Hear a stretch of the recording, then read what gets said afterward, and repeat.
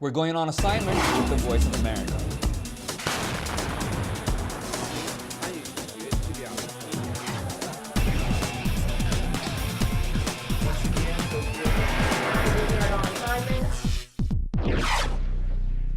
Welcome, everybody. Thanks for joining us. I'm Alex Villarreal, here as usual with my co-host, Imran Siddiqui. Thank you, Alex. This week on assignment, we go to Gaza, where a crackdown on tunnels to Egypt is having a big impact. Covering breaking news in the internet age, a VOA web reporter tells us how times have changed. Also changing the ethnic and religious makeup of the Russian capital. And in the U.S. state of Texas, a former death row chaplain tells VOA how he feels now about capital punishment. On Assignment is on the air right now. Let's go.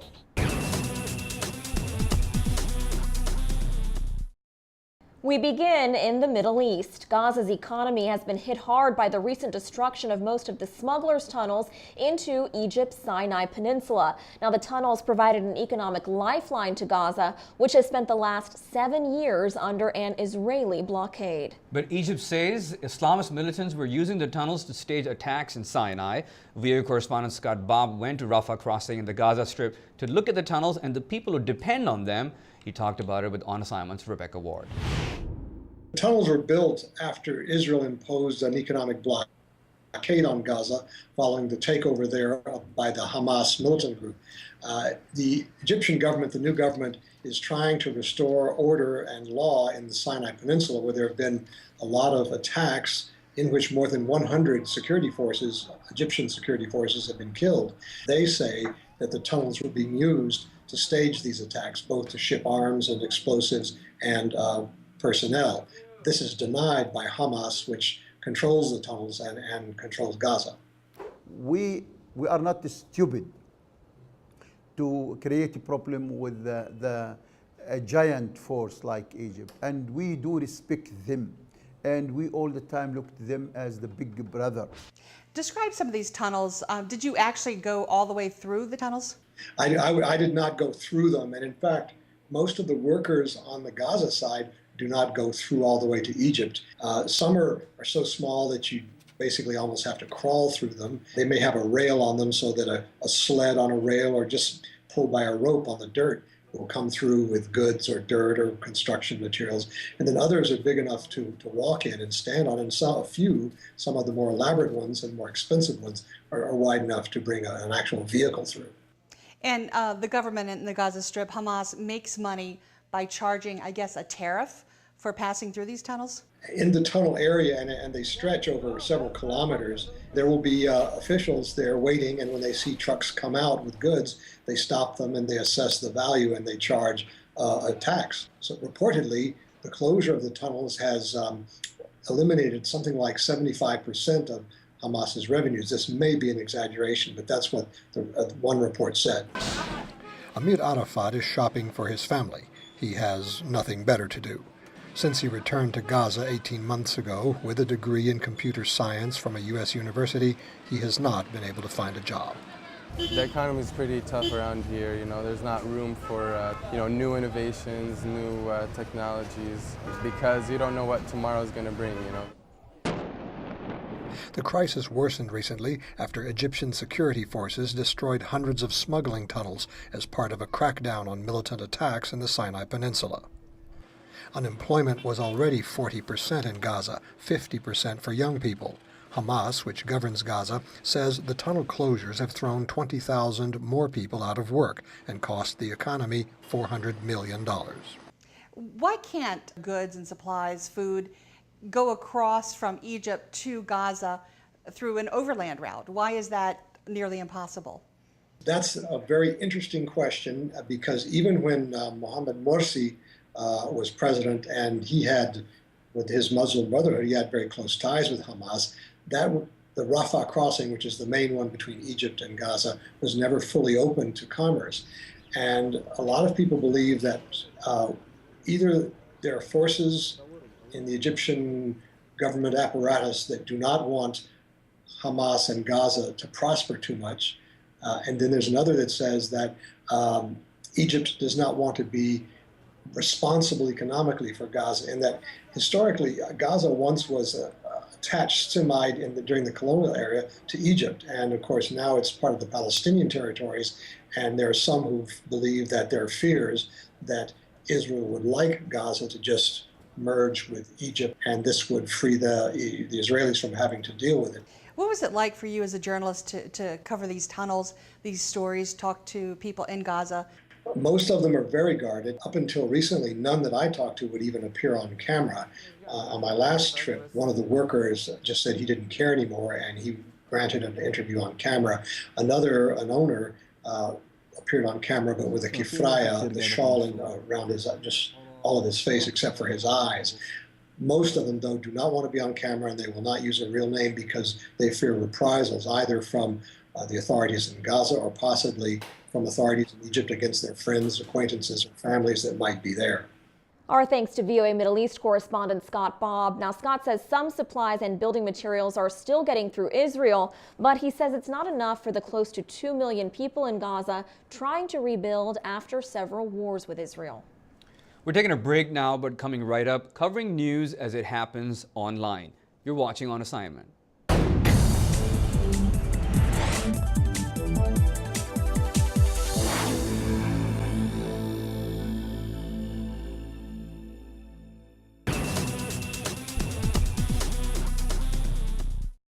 A deadly attack on the Washington Navy Yard, drama at the United Nations between the U.S. and Iran, and Egypt's historic elections, all breaking news events that demand constant updates in the age of information. Audiences hungry for fresh content are demanding more out of reporters than ever before. Kate Woodsum, a multimedia journalist with VOA's English website, is with us to explain how she covers breaking news on the web. Thank you so much for joining us. Do we cover breaking news, and how do we do it? We do, actually. VOA has earned its reputation for being right first rather than first. And so we'll take a little bit more methodical approach to breaking news. And this applies to all of our different platforms, TV, radio, and the web. On the web, let me set the scene for you. In a breaking news situation, I'm kind of like an air traffic controller. And I'm monitoring incoming feeds from the wires like the Associated Press and Reuters. I'm monitoring television, press conferences, and tweets. And I'm sifting through what is essentially static and whispers and rumors and sifting down into the heart of what's happening. So a breaking news situation like the Navy Yard shooting, I was working that day, and I had a colleague on the web desk working with me as well. And we were conferring back and forth. I saw this. I saw that the name of the shooter had been released by a number of news agencies, and many newspapers, many online outlets were running with his name, but I hadn't seen it confirmed by police. And so how we handled that, for example, was we said, many news reports are reporting the name of the shooter, but we have yet to confirm it from official sources. And then I dug down into police records to try to cross-check some of the information, and finally, authorities confirmed the name of the shooter, and we ran with it. So in the meantime, while we're looking into the facts of the rumors, we're also putting out what we know by sight. If there's a press conference, I'm transcribing it and posting it on our live blog.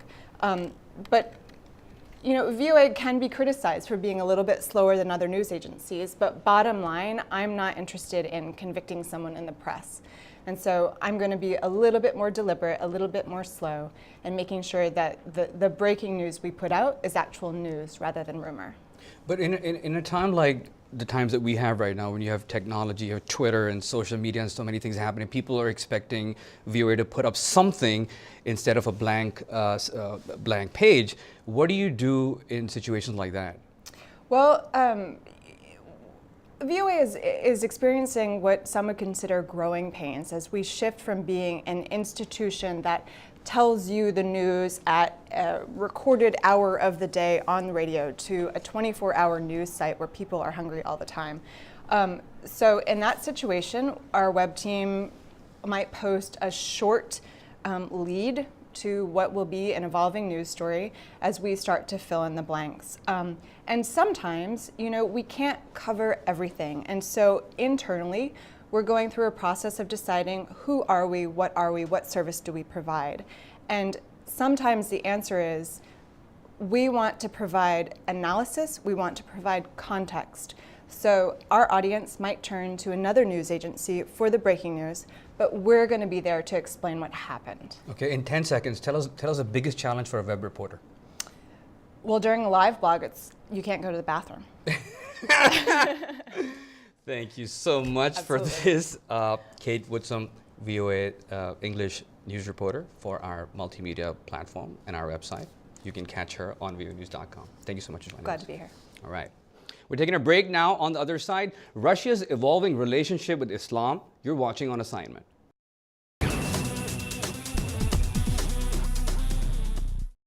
In September, Slavic residents in a working-class Moscow neighborhood rioted against Central Asians and Caucasians. The spark was a stabbing death of a young Slavic Russian man, apparently by an immigrant from Azerbaijan. Moscow has seen a large influx of Muslims from Central Asia and former Soviet republics in recent times. VOA's Jim Brooke has reported on the city's changing makeup, and he talked with me about it. Let's start with some of Jim's report.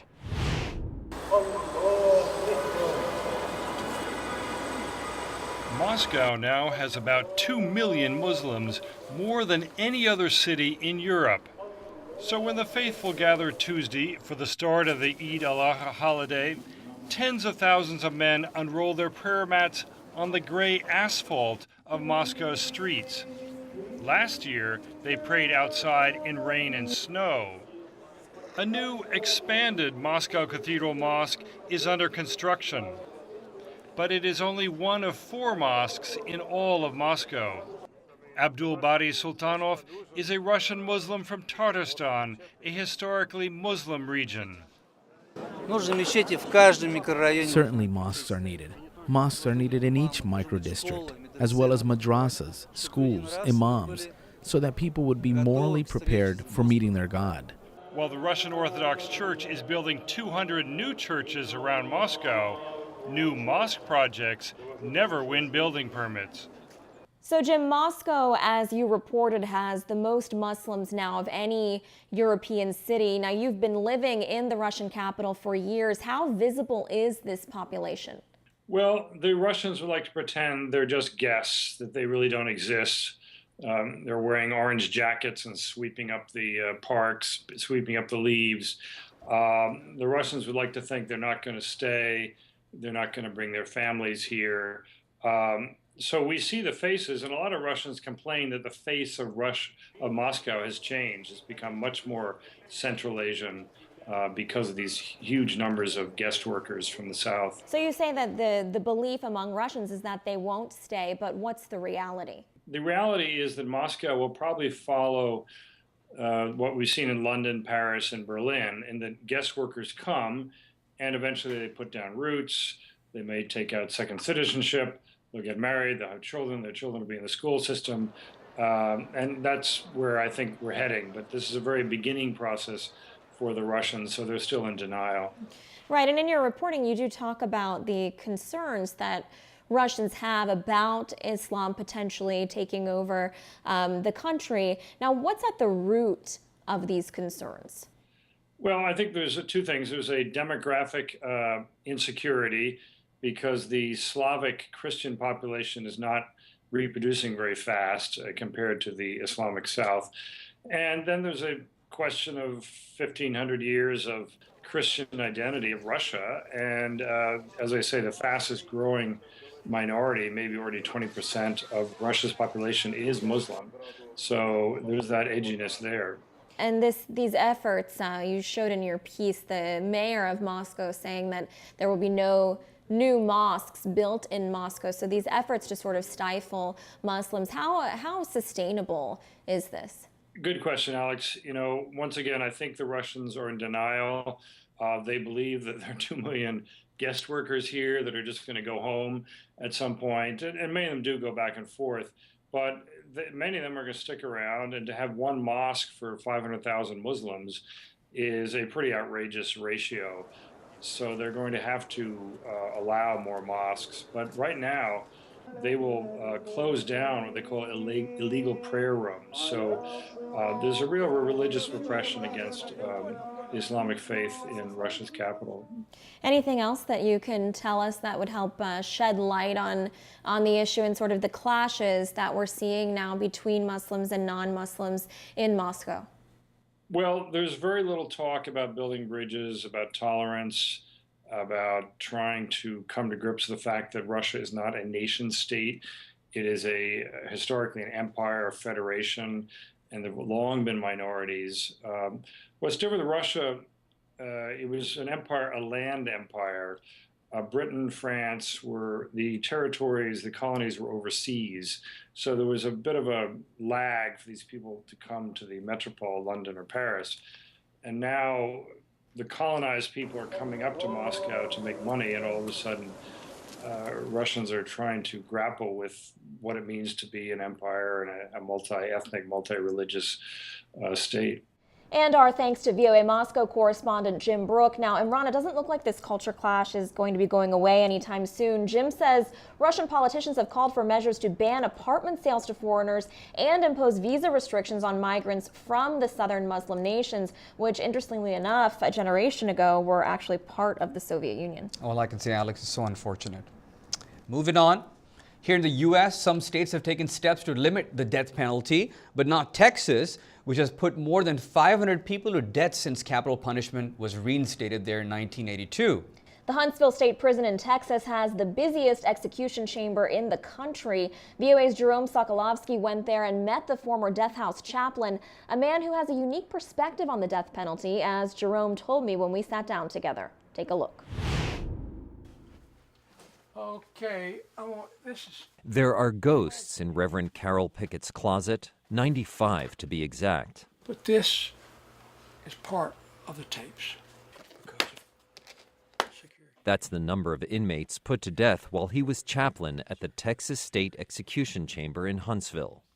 I made the tapes in the next day or the next night to get it all out.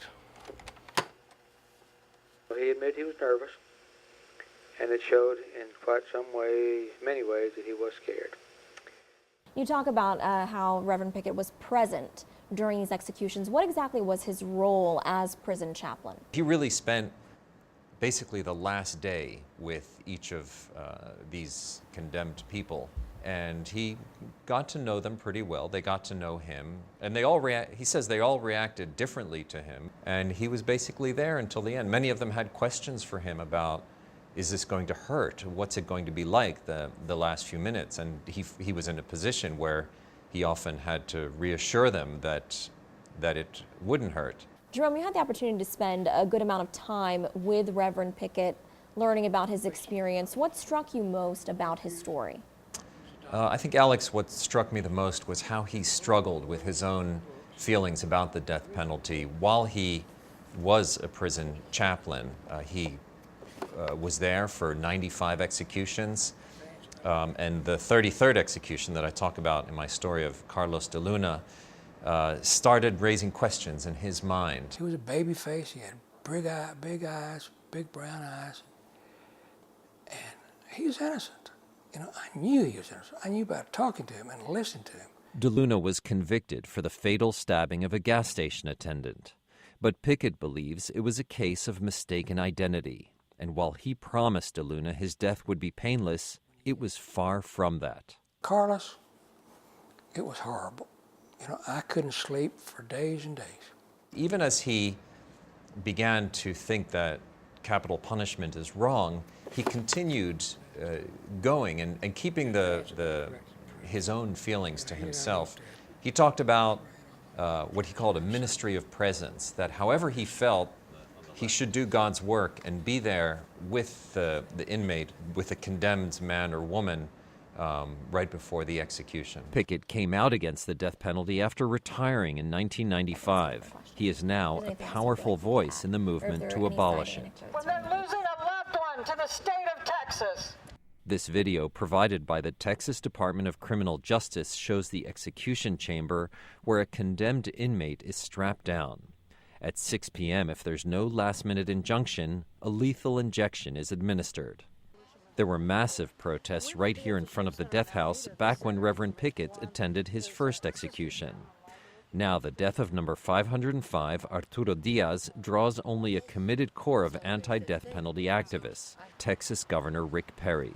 He supports the death penalty and says Texas has never executed an innocent person.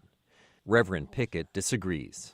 So I was witness to a murder, but on the names of the state. His evolution toward being opposed to the death penalty came as a result of questioning of many of the questions that many other Americans have about whether it's effective, whether it really acts as a deterrent, and of course, whether an innocent person has been killed as a result of the death penalty. And again, that was Jerome Sokolovsky, VOA's religion reporter. Reverend Pickett retired in 1996 after spending 15 years in the Texas prison system and witnessing 95 government executions, an international record. He continues to work to abolish the death penalty. Moving on to a story about a different kind of a man. He walks, he talks, and sees, hears, and grasps. He even attended an event recently in his honor at the Smithsonian's Popular Air and Space Museum here in Washington, D.C. But there's one thing separating him from you and me. He's not human. VOA's Julie Tabo went to take a look at the incredible Bionic Man. He doesn't walk very well, and he doesn't dance. But this 2-meter-tall robot holds great promise for the future. The incredible Bionic Man, as he is called, is built entirely from artificial body parts and synthetic organs. The Bionic Man is almost ready to head out beyond the lab. He is the subject of a new documentary that chronicles his behind-the-scenes story. Host Bertold Meyer says it explores the question, how far has medical technology come? What parts of the human body can we already replace today? If we get all of the spare parts that exist and put them together in one piece, what will it look like? Well, and the result is, it looks like this. Like the Bionic Man, Meyer, a psychologist at the University of Zurich, has a bionic hand.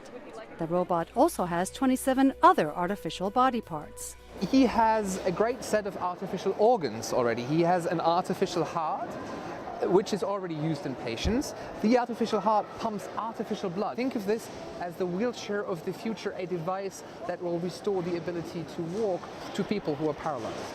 The Bionic Man's components were borrowed from some of the world's leading researchers, including Joan Taylor, professor of pharmaceutics at De Montfort University in Leicester, England.